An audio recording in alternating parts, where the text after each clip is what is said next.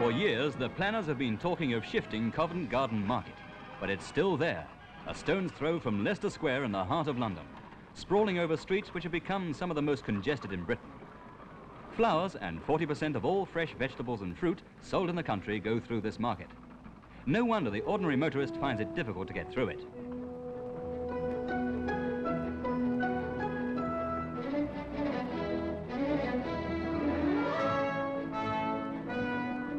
It's a general clearinghouse for produce from all parts of the world.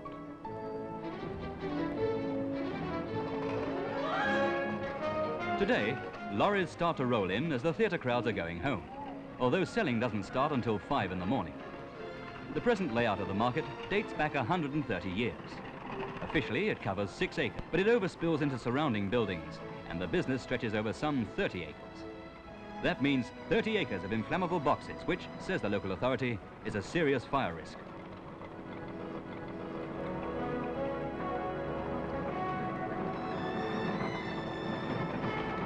Thousands of Londoners have never got up early enough to see Covent Garden in full swing, but it's one of the sights for tourists year after year, and sometimes a late reveller or two finds himself there.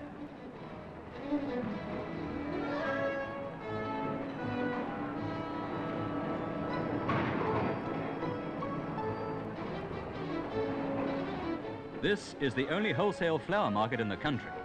But if you like to get up early, you can buy retail too.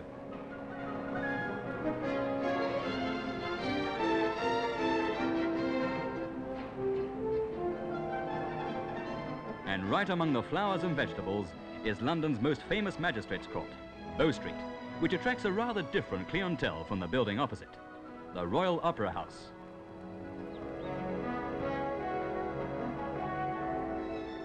At 6:30 in the morning, there are about 1,500 heavy vehicles in the area, not to mention all the hand barrows.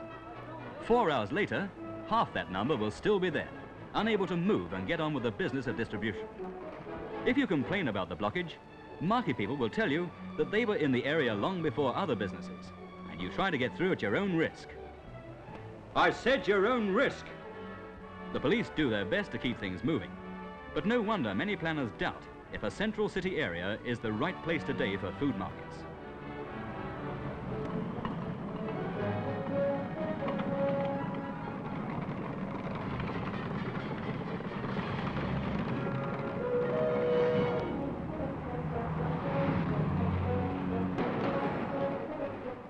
People who think Covent Garden has a distinctive atmosphere would have no doubt at all about Billingsgate. That's the clearinghouse for all Britain's fisheries, handling some 600 tons daily. Fish comes in from all English ports and a number of foreign ones as well, and has to be got in and out quickly so as to be in the shops while it's still fresh. Talk about using your loaf. You certainly need a strong head to work here. Even with a leather hat, it's heavy work. These hats are handed down through the generations. Nobody knows how old some of them are.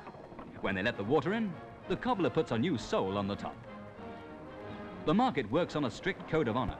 Sales are by sample, and it's certain that the sample shown will be representative of the whole consignment. Nothing's written down. Prices are fixed verbally, and both buyer and seller know that they can trust one another when the day of reckoning arrives.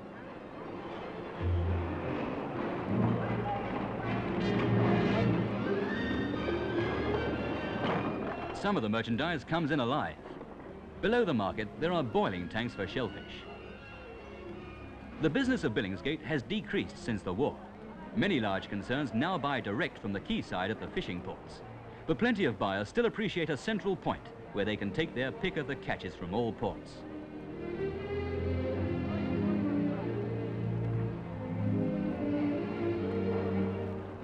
A cry you'll often hear is, "Up the hill."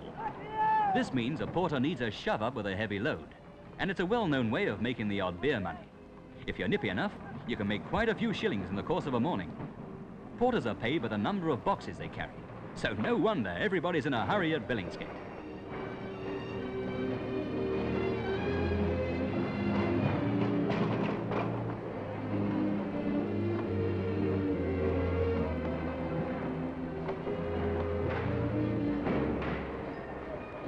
There's something of a traffic problem here too, but there are no plans to shift this market. Some people think that its used coal exchange should be pulled down to make more room, but lovers of Victorian architecture oppose the idea. One way to clear the roads is this new wharf they're building. It's hoped that fish from Scandinavia will be delivered direct by fast cutter, saving time as well as traffic. But there is still the question whether the City of London, where land is worth more than anywhere else in the world, is the right place for a fish market. For more than half the day, the area is deserted, while city firms round the corner jostle for office space.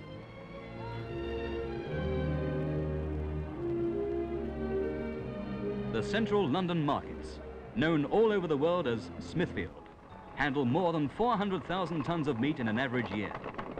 Smithfield claims to be the largest covered market in the world. It's certainly the best laid out in London. Some people are reminded of a cathedral by the lofty roof. Others, struck by the preponderance of white coats, think of a hospital operating theatre.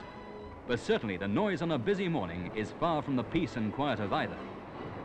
Meat comes from all corners of the earth: Scotland and Venezuela, New Zealand, the Argentine. There are even arrivals from Yugoslavia from time to time. 350 3-ton lorries can park in the spacious avenues round the market. This area of the market was destroyed by fire some years ago. Immediately, surviving firms offered space to their rivals, and things were soon moving again. That's the sort of spirit they have in the market.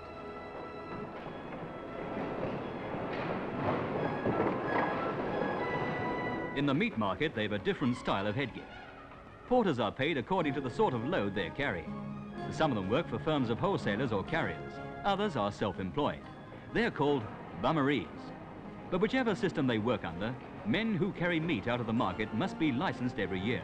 And you don't get a license without a good character.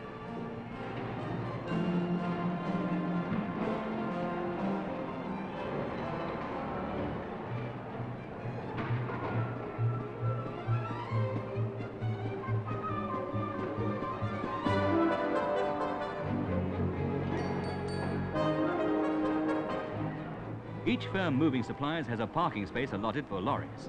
This keeps the merchandise flowing faster than can be done in other markets.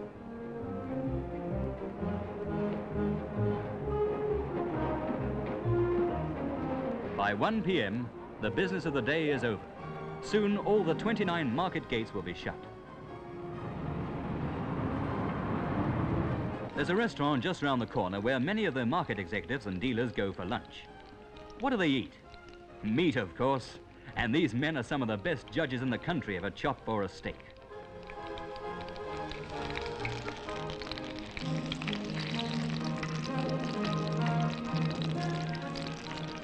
This restaurant isn't large, but it has been known to sell 350 pounds of steak, not to mention other cuts of meat, in one lunchtime. It's the scale of eating you might expect from people who go shopping by the ton.